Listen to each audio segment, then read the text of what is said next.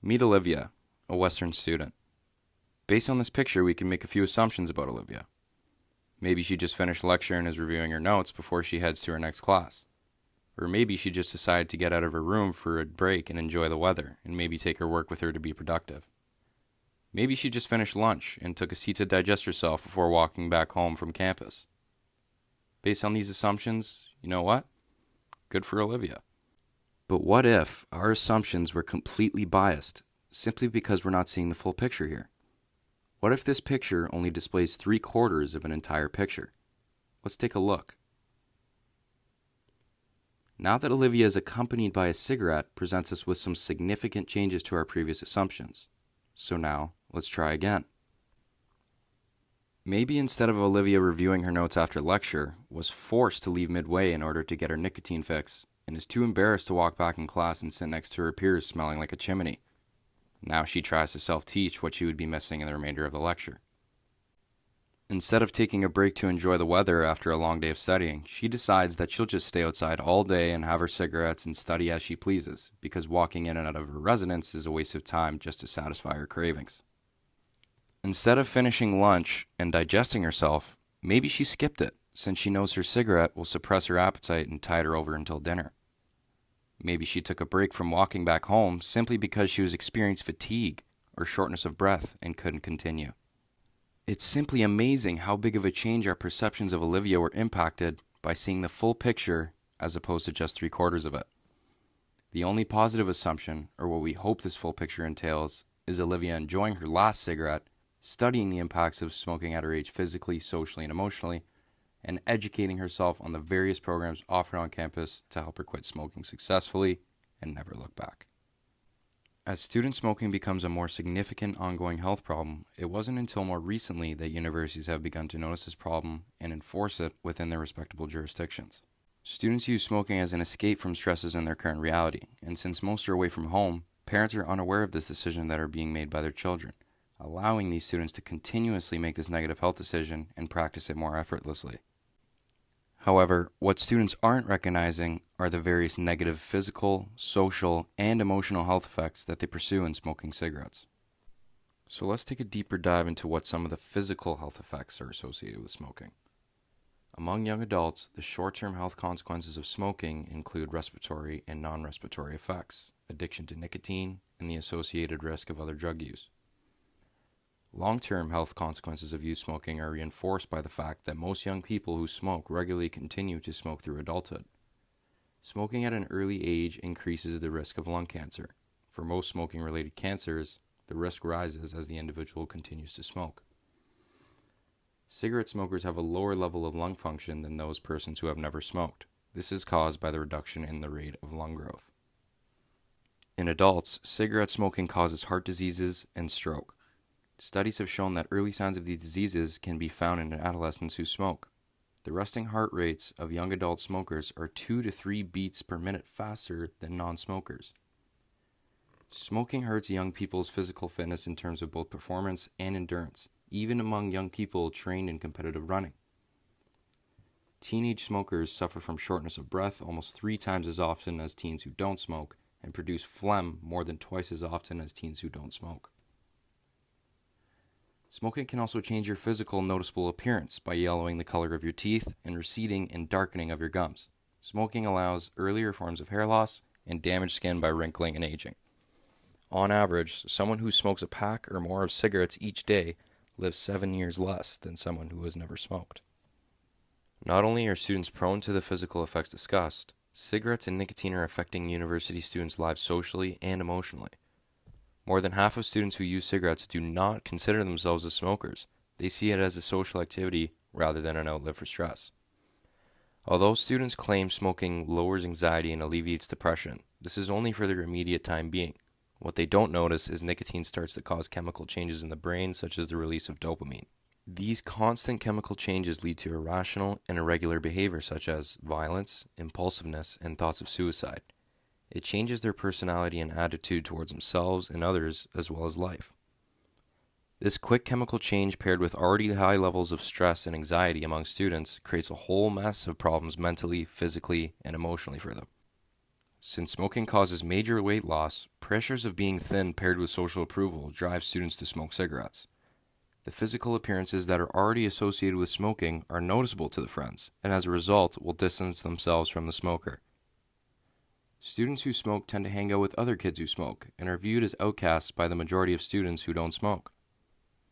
The withdrawals from nicotine impairs cognitive functioning, as well as sleep patterns, therefore taking a toll on a student's academic performance. There is a constant loop effect. Students who smoke are more likely to get worse grades.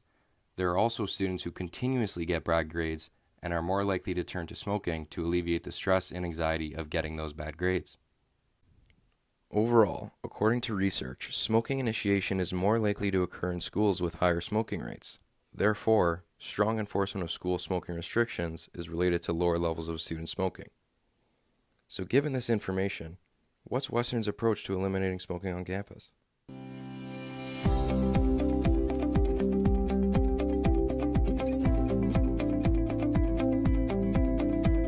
On July 1st, 2018, Western University implemented 6 new designated smoking areas. These areas were put in place with the hope that individuals that smoke will do so in these areas out of respect for students and staff on campus.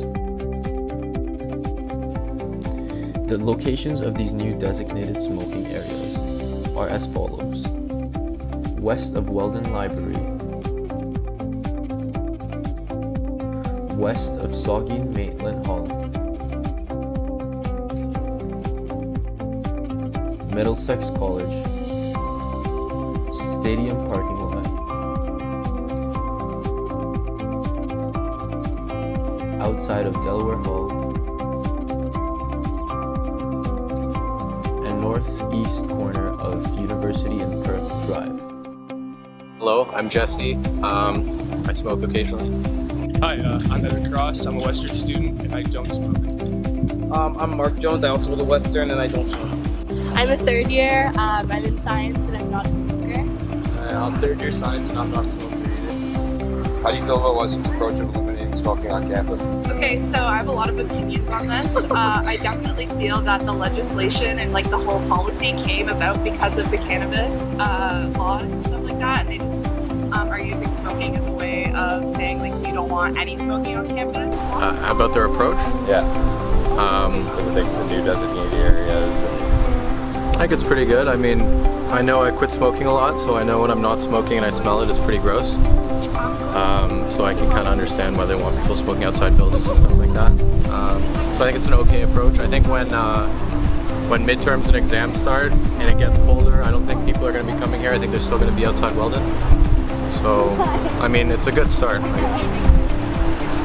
I think it's like pretty good probably, because seeing as I'm not a smoker though, so like I'm not gonna fight for it or whatever, but like it's pretty good for not being a smoker because then you don't have like the smoke going in your face or like really worrying about like secondhand smoke and whatnot. What do you think?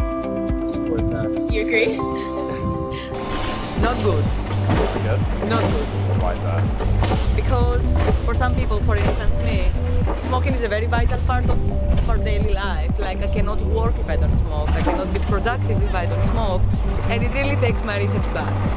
I think it's a good thing to not smoke everywhere we want, but there must be a certain spot that we are allowed to smoke, especially in a campus as big as Western, and in a place as cold as Canada. Right.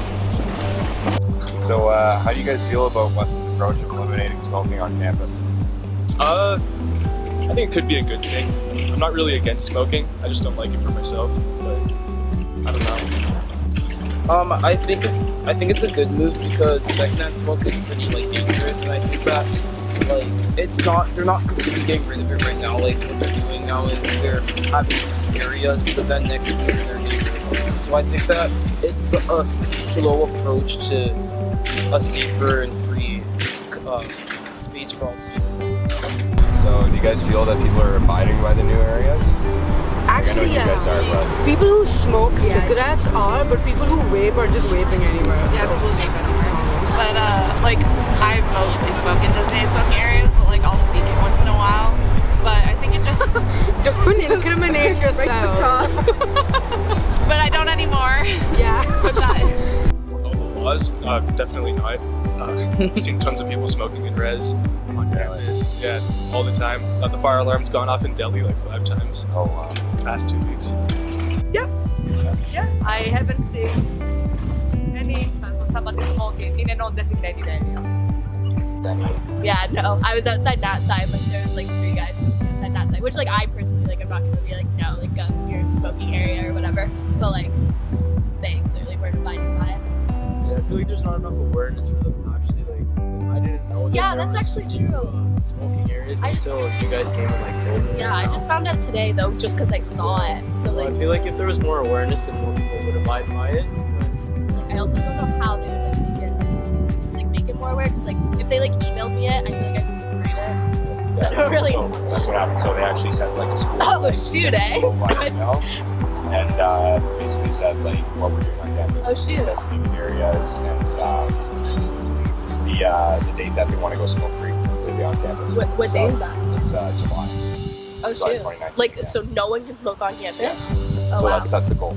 Oh okay. I mean, there's people here smoking, so I think some definitely are. Some definitely aren't. I know you're panicking, there's no one there smoking now, but yeah, people do come here, so. So do you think that Western's approach to a smoke-free campus would reduce the amount of student smokers? No, because I feel like if you're already addicted to smoking, unless you like want to change and you don't want to smoke anymore, then I guess like you could use like your campus time as like, okay, I'm not going to smoke on campus and like steadily like veer off of it. But I feel like if you have no intention of not smoking anymore, like for example, like during O week in first year where they're like, oh, this is a dry O week, but like I still drank, right? So it's like I had no intention. I'm just saying like I had no intention of like not drinking anymore. So having a dry O week didn't really like change anything for me. But I think it might, honestly. As long as they have somewhere for sure to actually smoke, I think it'll definitely bring it down. They just set a couple around specific areas. Not at all. Not at all. Whether I'm allowed to smoke on campus or not doesn't affect my life outside of campus at all. First. Second, most people learn how to smoke before they arrive on campus and that is and that is no different whether they're a student or a professor or like the cleaning lady, right? So the fact that you don't allow me to smoke here doesn't mean that I'm not going to smoke on the street after I leave campus. No, it will not change anything around the number of smokers. Like I get that like they want us to, you know, have to walk to go smoke and it like makes it like difficult and like places a barrier, but I just think that like we have the right to smoke and although it isn't like a healthy thing, it's our prerogative kind of and it's on us. And also Western said that they would be giving like employees smoking cessation devices to help with that and that's not happening obviously. They're not just going to give out like gum and stuff to people. So they are basically just kind of policing our bad habit in a way that isn't giving us an opportunity to actually quit. It just makes it way more difficult to smoke. And a lot of people like smoking as a coping strategy, like albeit negative, but like people do like want to have a cigarette like after they have studied for like 3 hours or whatever. So Yeah, I just feel like it's not really gonna reduce smoking. It's just gonna make people late to classes and like it's just. I don't think it's gonna reduce smoking because if you wanna smoke, you're still gonna smoke. Do you think that enforcing the new guidelines and fines for smoking in non-designated area would be a challenge? I feel like if you actually had like a campus police officer like come up to you and be like, you can't smoke here, like we're charging you, then like it would be like a wake up But call. also like as students, I don't feel like we should like a lot. Yeah, I feel like a couple warnings and stuff would be good. Okay, I feel like one warning, like if they like came up to you and like saw that you're smoking there, like okay, like don't smoke here, like you actually like moved and whatnot. But if they like told you like, okay, but like we will be finding student smokers or whatever. But I guess like I don't know how would they ever know like if it was like the same student unless they like kept record. Right. I don't know. No. But again, I don't think that people are dumb enough to not smoke on a designated area. Like you have to be dumb, provided that the designated area exists. In the 2016 Western Smoking Survey, Western students and faculty had an abundance to say regarding how frequently they smoke and how smoking on campus has affected both smokers and non-smokers. In 2016, 13% of members who took the survey claimed to be smokers, and of that 13%, 5% consider themselves to be regular smokers. 69% of students and faculty said they were bothered by secondhand smoke. It is imperative to keep in mind this was a time prior to Western becoming a 100% smoke-free environment. During this time, 50% of survey takers agreed that Western smoking policies were effective, and a whopping 76% agreed that a move towards a smoke-free campus would have a positive outcome. Additionally, 75% of students stated the pollution of cigarette butts distract from Western's beautiful campus. Western is not the only university striving to provide a smoke-free campus. Although we cannot obtain other institutions' official statistics, we can acquire their guidelines regarding how they will create a smoke-free campus. Western's approach differs with this, as marijuana has recently become legalized as of October 17, 2018. The committee will have a hearing to decide the fate of this matter in November 2018. Some universities, such as U of T, have banned smoking of any kind in all residences as well as campus. Not only is it banned on campus, it is banned on any U of T owned property. At the University of British Columbia, they are sticking to more traditional ways by banning smoking only 8 to 12 meters away from any entrance or air vent. This is much like Western's old policies that were deemed inefficient. In the Yukon Territories, it is law for universities to be 100% smoke-free. The 2016 Western survey results showed that half of smokers who responded to a question about quitting claimed that they would like to quit within a year. Western has varieties of programs and seminars to assist both students and faculty members to quit smoking. If you go to the Western website, under Health and Wellness, you will find all these programs readily available to you. Some of these include the Leave the Pack Behind program, which gives students access to self-help booklets as well as free nicotine patches.